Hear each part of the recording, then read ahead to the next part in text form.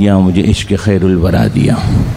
اور تیرا نام لے کے سنبھل گئے، تیرا نام لے کے مچل گئے، میرے لمحے کیف میں ڈھل گئے، آقا تیرے ذکر نے وہ مزہ دیا. نبی اور آل نبی پر انتہائی محبت کے ساتھ درود پاک کا تحفہ پیش فرمائیں. بڑے اللہم صلی علی سیدنا نبینا حبیبنا شفیعنا صلی علیہ صلاۃ و سلام علیک یا حبیبی یا رسول اللہ صلی اللہ علیہ وسلم. حضرات، قبل اس کے کہ میں آپ سے کچھ عرض و معروض کروں، مختصر سے وقت کے لیے حاضر ہوا ہوں. صرف ایک میری خواہش تھی کہ اس مجمع میں ادھر کی بات نہیں کر رہا اور سامنے کی بات کر رہا ہوں. جو اس آستانے کے دامن سے اور پیر طریقت کے دست حق پرست سے جو وابستہ ہیں یا جو مرید ہیں، وہ ذرا سا ہاتھ اٹھا دیں. کھڑے ہوگا ہاتھ اٹھا دیں بس ایسے ہی ادھر سے نیچے سے. اتنی تعداد میں الحمدللہ علی ذالک اسٹیج پہ جو ہے وہ اپنی جگہ مسلم، اتنے افراد کثرت سے موجود. زیادہ لمبی چوڑی بات نہ کر کے چند منٹ میں اپنی گفتگو تمام کر دوں گا، اس لیے کہ وقت کا لحاظ کرتے ہوئے.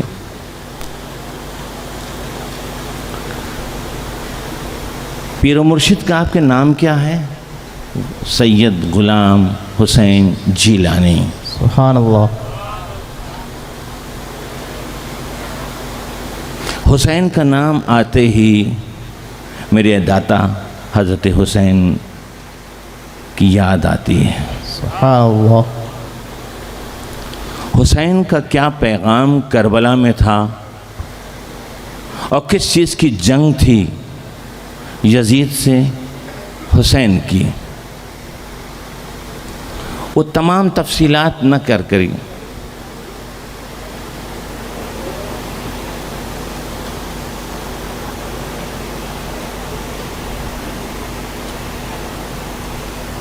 درود شریف پڑھیں باز بلند.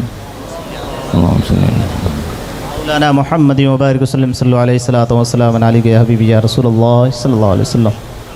تو حسین کا جو پیغام تھا وہ تفصیل کی ضرورت نہیں، علماء کرام سے آپ ذرا سنتے ہیں.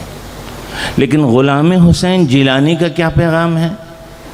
وہی جو حسین نے کربلا میں بلند کیا تھا کہ نماز پڑھو، روزہ رکھو، حج کرو، زکوٰۃ دو، فرائض و واجبات سنن و مستحبات پر عمل کرو. آپ پیر کی پیری کا اور اپنی مریدی کا دم تو بھرتے ہیں، لیکن ان کا پیغام کیا ہے؟ اپنے مریدوں کو سدھارنا اور اپنے مریدوں کو اچھی راہ پر دیکھنا، یہی ان کا مقصود ہے. اور ہر وہ پیر جو کچھ علم رکھتا ہو، ورنہ آج کل بازار میں بہت سارے پیر آپ کو ملیں گے، تھوک کے حساب سے ملیں گے، مفتی بھی ملیں گے، تھوک کے حساب سے ملیں گے، مگر وہ جن کو واقعی میں مفتی کہا جائے وہ انگلیوں پر آپ کو نظر آئیں گے. اسی طریقے سے جن کو پیر کہا جائے وہ انگلیوں پر نظر آئیں گے، اس لیے کہ جو پیر کے شرائط ہیں، اعلیٰ حضرت نے جن شرائط کا ذکر کیا ہے، اگر اس کے تحت وہ پیر ہے تو سبحان اللہ وہ نور علی نور ہے. اور اسی کے دست حق پرت پر بیعت ہونا جائز بھی ہے، چاہے وہ قادری ہو، چاہے نقشبندی ہو، چاہے وہ سہروردی ہو، چاہے وہ چشتی ہو، یا ان دریاؤں سے نکلی ہوئی جو نہریں ہیں وہ پیر کہیں کا بھی ہو، لیکن اسی سے مرید ہونا درست و جائز ہے. لیکن جو اگر فسق علی الاعلان کرتا ہو یا اپنے آپ کو بہت بڑا ترم خاں اگر بتاتا ہو تو اس سے بیعت کرنا شریعت مطہرہ کے نزدیک قطعی طور سے جائز نہیں ہے، چاہے وہ کتنی ہی بڑی خانقاہ کا کیوں نہ ہو. اس لیے کہ جو شرائط، جو اصول، جو آئین، جو دستور ضابطہ بنا دیا ہے کہ پیر کے لیے یہ شرط ہے کہ کم سے کم اتنا علم ہو کہ وہ حرام و حلال کو سمجھتا ہو، کم سے کم ایسا ہو کہ اس کا سلسلہ لازمی ہے کہ نبی کریم جناب محمد رسول اللہ صلی اللہ علیہ وسلم تک پہنچتا ہو اور اس کو اجازت ملی ہو. ساتھ ساتھ ان تمام چیزوں کو اگر آپ نہیں دیکھیں گے اور صرف یہ ہے کہ بڑا پیر ہے بڑا پیر سے کام نہیں چلے گا، وہ پیر واقعی میں بڑا اگر ہوگا تو ان خرافات سے بچتا رہے گا اور نہ اس کی طرف اس کی توجہ ہوگی، بلکہ وہ یہ تعلیم دے گا کہ اے لوگوں تم غلط راستے پر نہ چلو۔ وہ کب وہ کہے گا یہ؟ جب وہ خود غلط راستے پر نہیں ہوگا۔ عزیز دوستوں، میرے خواجہ اعظم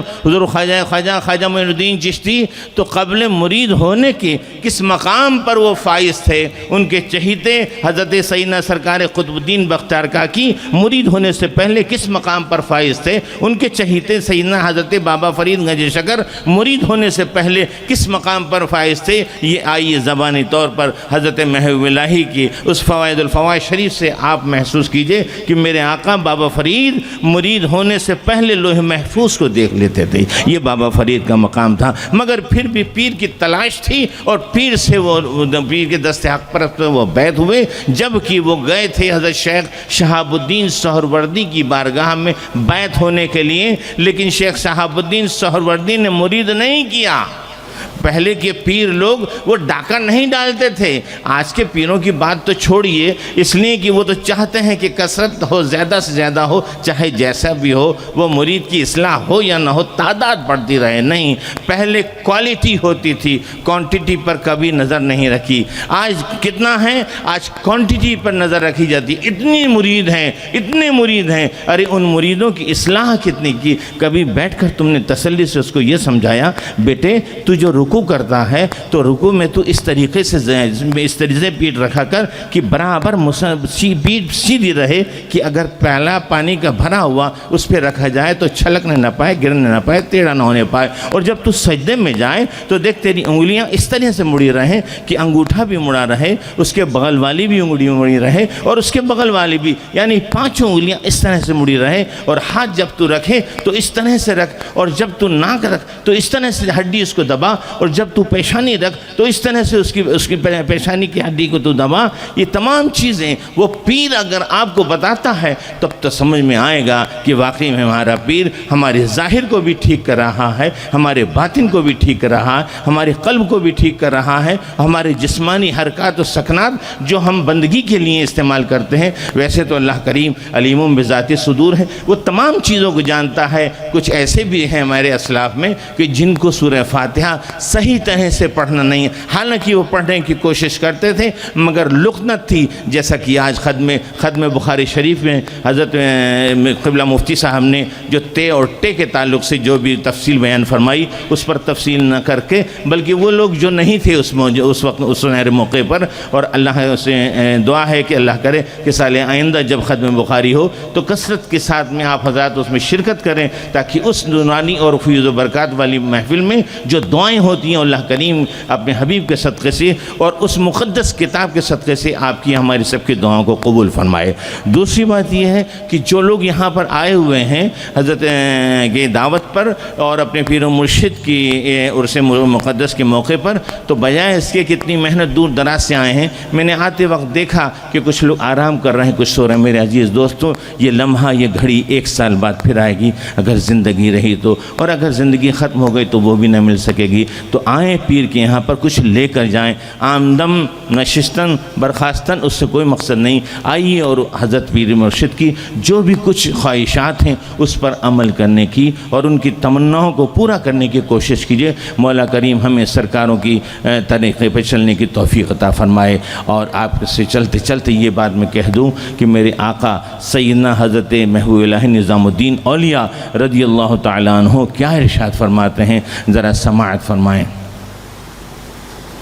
ایک محفل ہے کہ جس میں حضرت خواجہ حسن بصری تشریف فرمائیں اور ساتھ ساتھ فرزدق شاعر بھی وہاں پر موجود ہے۔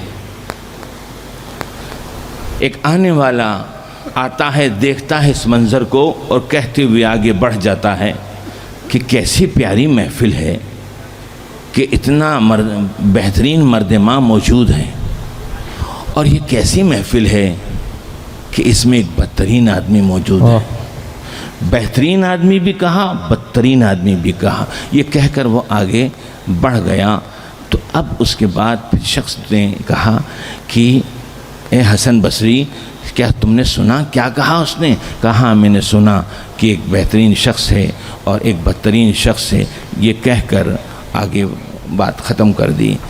تو اسی وقت جب بہترین کہا تھا اور بدترین کہا تھا تو فرزدق شاعر نے اس کہنے والے کی آواز جو سنی تو اپنے آپ کو وہ بدترین میں شمار کیا اور حضرت خواجہ حسن بصری کو بہترین میں شمار کیا۔ یہ بات ہوئی اور ختم ہو گئی۔ کچھ عرصے کے بعد فرزدق کا انتقال ہوتا ہے اور رب کے حضور میں جب اس کو پیشی میں پیش کیا جاتا ہے تو رب تبارک و تعالی نے اس کی بخشش فرما دی تھی۔ فرزدق کو احساس ہوا کہ میں تو بہت گنہگار ہوں، مجھ کو تو ابھی فرشتے جکڑ لیں گے اور سزا مجھ کو دیں گے اور جہنم کے قریب لے جائیں گے، لیکن اسی پس و پیش میں تھا کہ اس کو یہ خوشخبری ملی کہ تیری تو بخشش ہو گئی۔ اس نے عرض کیا مولا وہ کون سی بات تھی کہ جس پر تو نے میری بخشش فرمائی؟ تو فرزدق نے کہا کہ فرزدق سے رب نے ارشاد فرمایا کہ وہ بات یہ تھی کہ میرے محبوب کے محفل میں تو بیٹھا ہوا تھا اور اس وقت تو نے اپنے آپ کو بدترین سمجھا، اس بدترین سمجھنے پر ہم نے تیری بخشش فرما دی۔ کچھ لوگ ایسے بھی ہوتے ہیں کہ ہوتے نہیں ہیں خوبصورت، ہوتے نہیں ہیں بہتر، لیکن اپنے آپ کو بہتر سمجھتے لگتے ہیں۔ اللہ تبارک و تعالی ہمیں اس رعونت سے اور اس تعلی سے ہم کو دور فرمائے۔ مولا کریم ہمیں سچے اور اچھے بزرگوں کی صحبت میں رہنے کی توفیق رفیق عطا فرمائے۔ میں نے قرآن مقدس کی تلاوت کی کہ یا ایھا الذین آمنوا یا ایھا الذین آمنوا اتقوا اللہ وکونوا مع الصادقین، اے ایمان والوں سچوں کے ساتھ ہو جاؤ۔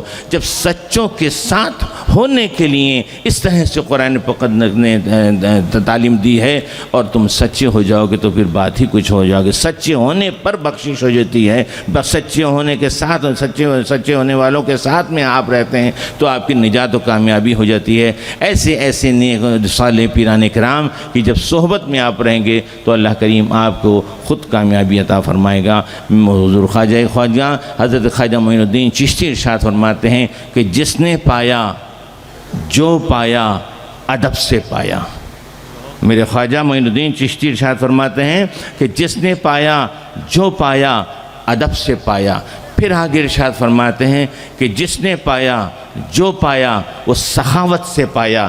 تو اس کا مطلب یہ نہیں ہوا کہ بہت دولت ہو تب آپ کو نہیں، بلکہ جو چیز ہے آپ کے پاس میں، اگر آپ کے پاس میں کچھ نہیں ہے تو کم سے کم اگر زبان جس کو اخلاق بولتے ہیں وہی اگر آپ کا اچھا ہے تو اس اچھی چیز کا استعمال یہی ایک سخاوت ہوگی، اور اس کو استعمال آپ نے کر لیا تو آپ دنیا میں بھی اور آخرت میں، اس لیے کہ نبی کریم جناب محمد رسول اللہ صلی اللہ علیہ وسلم ارشاد فرماتے ہیں کہ مومن کا اخلاق اس کو بلندی پر لے کے جاتا ہے۔ وما علینا الا البلاغ۔ مولا کریم ہم کو نیک عمل کرنے کی توفیق عطا فرمائے، اور میں تمام جتنے بھی سلسلے کے لوگ ہیں اور بالخصوص اس آستانے سے جو وابستہ ہیں،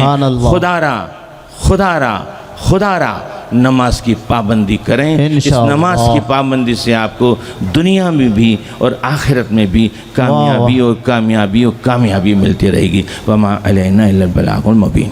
ماشاء اللہ، جزاک اللہ۔